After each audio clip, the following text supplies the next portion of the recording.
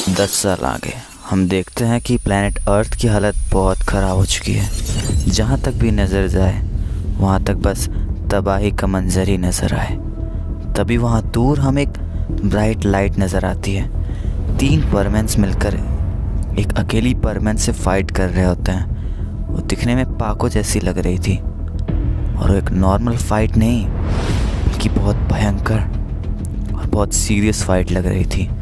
वो एक अकेली परमैन तीनों परमैन्स पर बहुत भारी पड़ रही थी। वो तो किसी भयानक डेविल की तरह उन तीनों परमैन से लड़ रही थी। उसका हर एक पंच तबाही मचा रहा था। वो तीनों ही बहुत ज़्यादा ब्रूटल फोर्स लगा रहे थे और जब इतनी सारी पावर्स एक साथ मिली तो वहाँ एक पोर्टल जैसा कुछ खुल जाता है। वो इतना स्ट्रॉन्ग होता है कि परमैन और पाको उसमें खींचे चले जाते हैं। पर पायन और बूबी उन दोनों को बचाने की कोशिश तो करते हैं, उन्हें पूरी दम से खींचते हैं, पर उस पोर्टल के आगे न पायन की चली न बूबी की।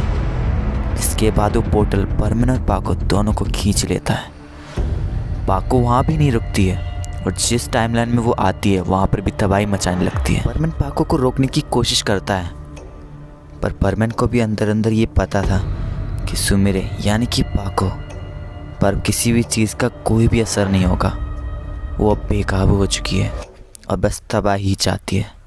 और जैसा कि हमने देखा कि परमैन पाको को सुमिरे बोलकर बुला रहा होता है, यानी परमैन फ्यूचर में पाको की आइडेंटिटी जानता है। और कैसे, भगवान जाने। परमैन पाको को रोकने की पूरी कोशिश करता है, उससे जितना बन पड़ता है वो करता, पर जहाँ तीनों परमैन्स भी मिलकर पाको को नहीं रोक पाए वहाँ परमैन क्या ही कर पाता। पाको परमैन की बुरी हालत कर देती है। तभी परमैन को बचाने वहाँ एक लेडी आ जाती है, पर सुमिरे उन्हें धक्का दे देती है, जिसके बाद वो कार के सामने आ जाती है और टकरा जाती है और मौके में उसी की मौत हो जाती है। वहीं एक आदमी भी दिखता है जिसकी एक आँख पर पैच लगा हुआ था। तभी वही पोर्टल वहाँ फिर से रीअपीयर हो जाता है, जो फिर से पाको और परमैन को खींच लेता है। पर इस बार पोर्टल में थोड़ी गड़बड़ हो जाती है, जिससे सुमिरे तो 10 साल बाद पहुँच जाती है।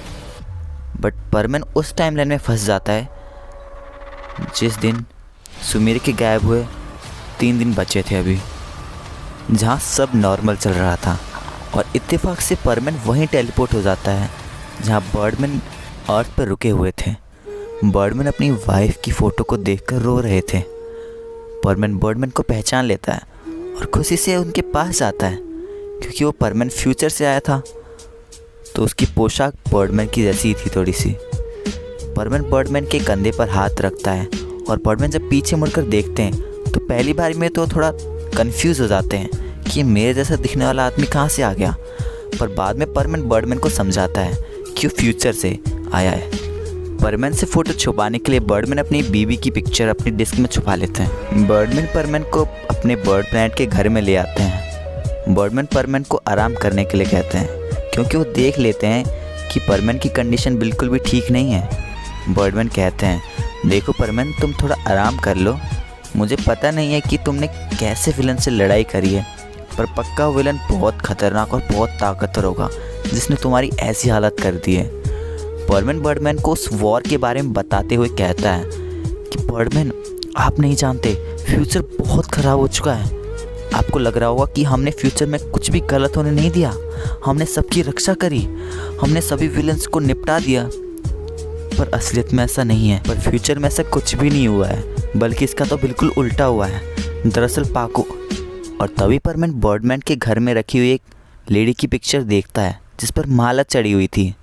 परमैन को याद आता है कि ऐसी लड़की तो ये फ्यूचर सुमिरे ने धक्का देकर उसको गाड़ी की तरफ धकेल दिया था और वो गाड़ी से टकरा के मर गई थी। और परमैन अपनी बात को छोड़ उस लेडी के बारे में बर्डमैन से पूछताछ करने लगता है कि किसकी पिक्चर है, ये किसकी तस्वीर है बर्डमैन। जिसके बाद बर्डमैन थोड़े इमोशनल हो जाते हैं और इमोशनल होकर बोलते हैं, वो मेरी वाइफ की फ़ोटो है परमैन, जिसका बहुत साल पहले एक्सीडेंट हो गया था। परमैन पूरे मामले को समझ जाता है और बर्डमैन को फ्यूचर की बात नहीं पता था। बर्डमैन कहते हैं, बोलो परमैन, फ्यूचर बिल्कुल सही नहीं है, तुम कह रहे थे ऐसा। जो मेरे इतने शक्तिशाली सुपर हीरोज़ कुछ नहीं कर पा रहे हैं, मतलब कुछ बहुत बड़ा हुआ है। पर परमैन बेहोश होने की एक्टिंग कर लेता है और बर्डमैन भी पेट्रोलिंग में ये सोचकर चले जाते हैं कि अभी परमैन की हालत पूरी तरह से ठीक नहीं हुई है, उसकी कंडीशन बहुत ख़राब है, तो मुझे उससे ज़्यादा क्वेश्चंस नहीं पूछने चाहिए। मैं तक उसके लिए एक हीलिंग मास्क लेकर आऊँगा और जब परमैन उठ जाएगा तो मैं उससे सारे सवाल पूछ लूँगा। बर्डमैन के चले जाने के बाद परमैन अपनी आंखें खोलता है और बर्ड प्लैनेट की साइंस लैब से चुपके से एक गन चोरी कर लेता है।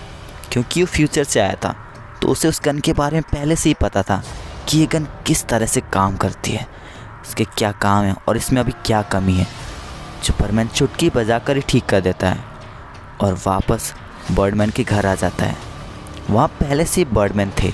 बर्डमैन परमैन से पूछते हैं, तुम ठीक हो गए परमैन?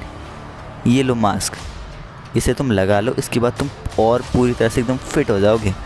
तभी परमैन बर्डमैन की गन को अपनी गन यानी कि जो उसने चुराई थी साइंस लैब से, उससे एक्सचेंज कर देता है और परमैन फ्यूचर की बात को कंटिन्यू करते हुए कहता है, दरअसल फ्यूचर में पाको डेविल बन जाएगी और आपकी वाइफ को किसी और ने नहीं बल्कि सुमीरे यानी पाको ने ही मारा है।